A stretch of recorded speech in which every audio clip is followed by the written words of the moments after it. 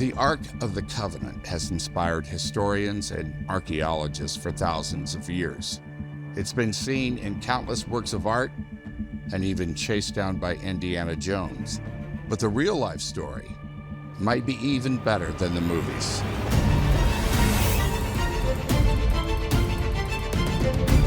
There's an argument to be made that this might be the most desired object in history, thanks to the phenomenal power it's said to possess. Millions of people are familiar with the tales of the Ark's ability to protect its owners and destroy their enemies. Of course, we all know Indiana Jones was fascinated by the Ark, but so was Adolf Hitler and several other high-ranking Nazis. This is described as the most powerful weapon ever built. The story of the Ark starts around the 13th century BC with a group of people called the Israelites. They've been enslaved by the Egyptians, and they're eager to change their situation. In the book of Exodus, with God's help, Moses leads the Israelites out of bondage and into the desert, searching for a place they call the Promised Land.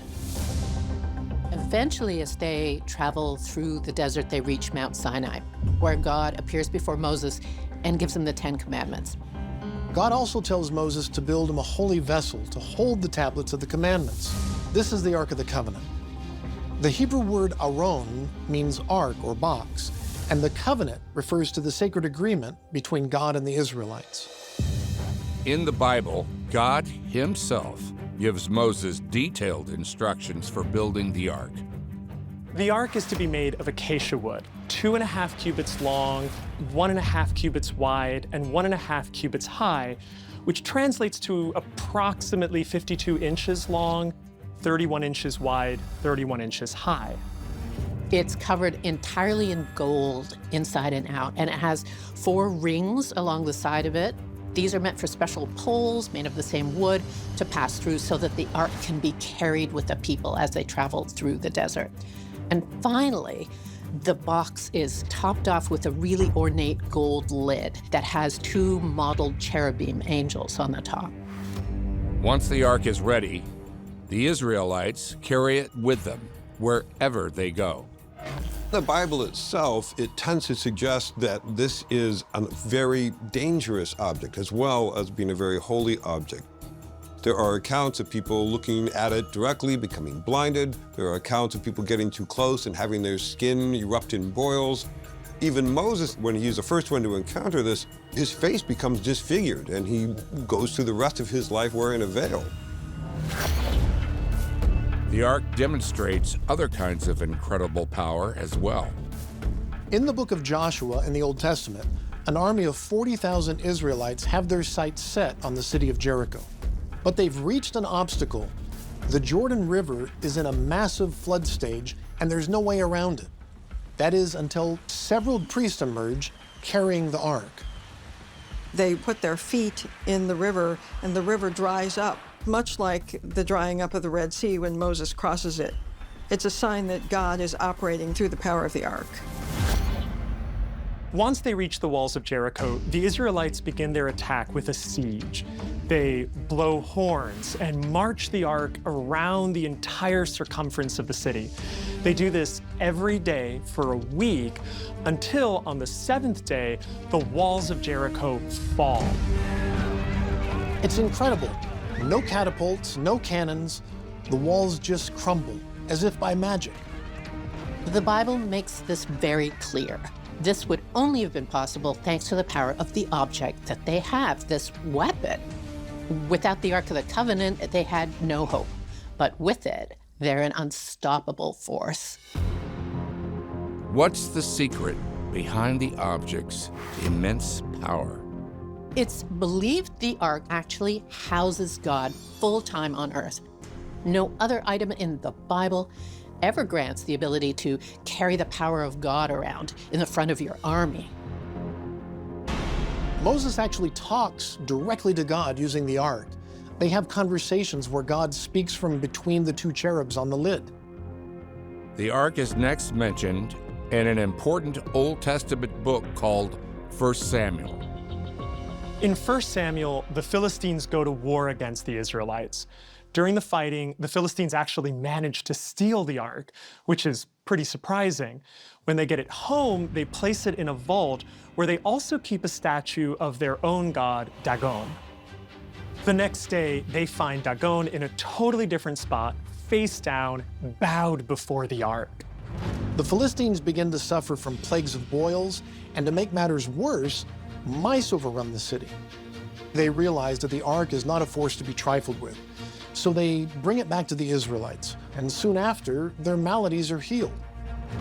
The Ark of the Covenant becomes a large part of the Israelites' military strategy. They continue winning battles with it, and because it's a direct way to converse with God, they can consult it and receive advice and tactics before battle. Eventually, around 1000 BC, the Israelites bring the ark to Jerusalem, where King Solomon builds a temple for it. On the top of a hill called Mount Moriah, Solomon constructs a massive holy compound. He has the hill leveled flat, and it becomes known as the Temple Mount. At the center of the temple, Solomon builds a chamber called the Holy of Holies. The Ark of the Covenant is placed inside, and it becomes the central focal point of the Israelite religion. God now has a permanent home amongst humankind where he can speak to his followers. For around 400 years, the ark remains in the temple undisturbed, until 587 BC. There's a rival kingdom right next door in Mesopotamia called the Babylonians, led by King Nebuchadnezzar II. The Babylonians wage a savage war against Jerusalem. After a 30-month-long siege, they completely destroy the city, tearing down the temple and lighting the whole place on fire. As far as the Bible is concerned, this is the last mention of the Ark of the Covenant's location. It's in Jerusalem, and then Jerusalem is destroyed. So from here, you have basically two options. Either the Ark is destroyed along with the temple, or it's not. If it survives, where could it be? In a Jewish source called the Mishnah, it's believed that just before the Babylonians close in, the prophet Jeremiah is able to hide the ark in a secret passageway underneath the temple. Remember, Jerusalem is under siege for nearly 3 years before its destruction. Getting the ark out of the city might have been too difficult. There are hundreds, maybe thousands of chambers and tunnels inside Mount Moriah, but exploring them is nearly impossible due to the all-important and fragile historical sites all around, as well as the politics between the Jewish and Muslim and Christian communities. The Temple Mount is currently under Islamic control. But these considerable challenges haven't stopped a few notable people from trying to find the Ark within Mount Moriah, including amateur archaeologist Ron Wyatt. Wyatt starts out as a nurse anesthetist. He's an evangelical Christian, and he becomes fascinated by biblical history. He makes over 100 trips to the Holy Land, trying to locate multiple biblical artifacts. By around 1980, Wyatt focuses his efforts on finding the Ark of the Covenant under Mount Moriah. So he starts by exploring some of the tunnels that enter in from the north, and Wyatt claims to see the chamber and tunnel that has remained untouched.